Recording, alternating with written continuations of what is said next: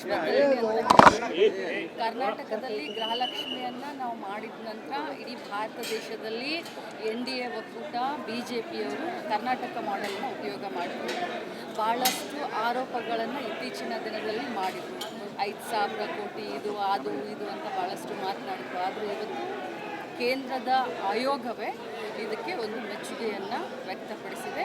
ಮಹಿಳೆಯರ ಆರ್ಥಿಕ ಸ್ವಾಭಿಮಾನಕ್ಕೆ, ಆರ್ಥಿಕ ಸಬಲೀಕರಣಕ್ಕೆ ಇದೊಂದು ಕೊಡುಗೆ ಆಗಿದೆ ಅಂತ ಕೂಡ ಕೇಂದ್ರದಿಂದ ಬಂದಂಥ ನಿಯೋಗ ತಮ್ಮ ಒಂದು ರಿಪೋರ್ಟ್ನಲ್ಲಿ ಸ್ಪಷ್ಟಪಡಿಸಿದೆ. ಖಂಡಿತವಾಗ್ಲೂ ಕರ್ನಾಟಕ ಮಾಡೆಲನ್ನು ಬೇರೆ ರಾಜ್ಯಗಳು ಕಾಪಿ ಮಾಡಿಕೊಂಡಿದ್ದಾರೆ. ಇದು ಜಗಜ್ಜಾಹೀರು. ಖಂಡಿತವಾಗ್ಲೂ ಬೆಳಗಾವಿ ಜಿಲ್ಲೆ ಬಹಳ ದೊಡ್ಡ ಜಿಲ್ಲೆ. ಈ ಜಿಲ್ಲೆಯಿಂದ ಸುಮಾರು 11 ಜನ ನಾವು ಕಾಂಗ್ರೆಸ್ ಪಕ್ಷದಿಂದ ಆರಿಸಿ ಹೋಗಿದ್ದೇವೆ.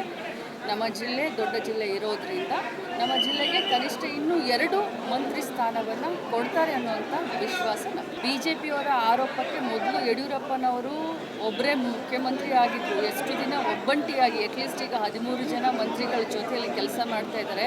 BJPಯವರು ಇನ್ನು ಮರೆತು ಬಿಡಿ, ನೀವು ಹಗಲು ಕನಸು ಕಾಣೋದನ್ನು. ಇಷ್ಟೇ ಹೇಳಲಿಕ್ಕೆ ಬಯಸ್ತೇನೆ, ಇದು DK ಶಿವಕುಮಾರ್ ಅವರ ಸರ್ಕಾರ, ಸಂಘಟನೆಗೆ, ಸರ್ಕಾರಕ್ಕೆ ಪ್ರಾಮುಖ್ಯತೆಯನ್ನು ಕೊಡುವಂಥ, ಜನರ ಭಾವನೆಗಳಿಗೆ ಸ್ಪಂದಿಸಿ ಕೆಲಸವನ್ನು ಮಾಡುವಂಥ ಸರ್ಕಾರ ಇದೆ. ನೀವು ಬರೀ ಇದೇ ರೀತಿ ವಿರೋಧ ಪಕ್ಷದಲ್ಲಿ ಕೂತ್ಕೊಂಡು ಆರೋಪ ಮಾಡಿ ಇನ್ನು ಮುಂದೆ ಅಂತ ಹೇಳಲಿಕ್ಕೆ ಬಯಸ್ತೀನಿ. ನಿರೀಕ್ಷೆ ಉತ್ತರ ಕರ್ನಾಟಕದ ಅಭಿವೃದ್ಧಿ ಇರ್ಬೋದು.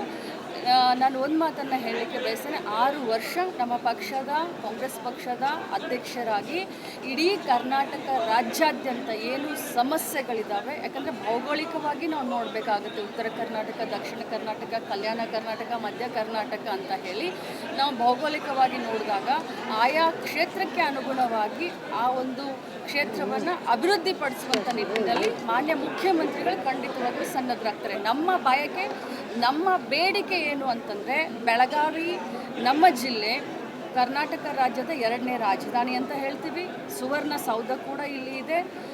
ಹವಾಮಾನವಾಗಿ ನಾವು ನೋಡಬೇಕು ಅಂತಂದರೆ ಉದ್ಯಮಗಳಿಗೆ ಬಹಳಷ್ಟು ಅತ್ಯುತ್ತಮವಾದಂಥ ವಾತಾವರಣ ಇಲ್ಲಿ ಇದೆ. ಇದು ಬಾಂಬೆಗೂ ಹತ್ತಿರ ಇದೆ, ಗೋವಾಗೂ ಹತ್ತಿರ ಇದೆ. ಸೊ ಹೀಗಾಗಿ ಇಂಡಸ್ಟ್ರಿಯಲ್ಗಳು ಬಹಳಷ್ಟು ಈ ಕಡೆ ಬರಬೇಕು, ಜಾಬ್ ಕ್ರಿಯೇಷನ್ ನಮ್ಮ ಜಿಲ್ಲೆಯಲ್ಲಿ ಆಗಬೇಕು ಅನ್ನೋದು ನನ್ನ ದೊಡ್ಡ ಬಯಕೆ, ನಮ್ಮ ಜನರ ದೊಡ್ಡ ಬಯಕೆ. ಅದನ್ನು ನಾವು ಮಾನ್ಯ ಮುಖ್ಯಮಂತ್ರಿಗಳ ಹತ್ರ ಖಂಡಿತವಾಗ್ಲೂ ಅದನ್ನು ನಾವು ಈಗ ಮಾಡಬೇಕಾಗಿದೆ. ಯಾಕಂತಂದರೆ ಕೈಗಾರಿಕೆಗಳು ಬೆಳಿಬೇಕು. ನಮ್ಮ ದೇಶ, ನಮ್ಮ ಭಾರತ ದೇಶ ರೈತರ ದೇಶ.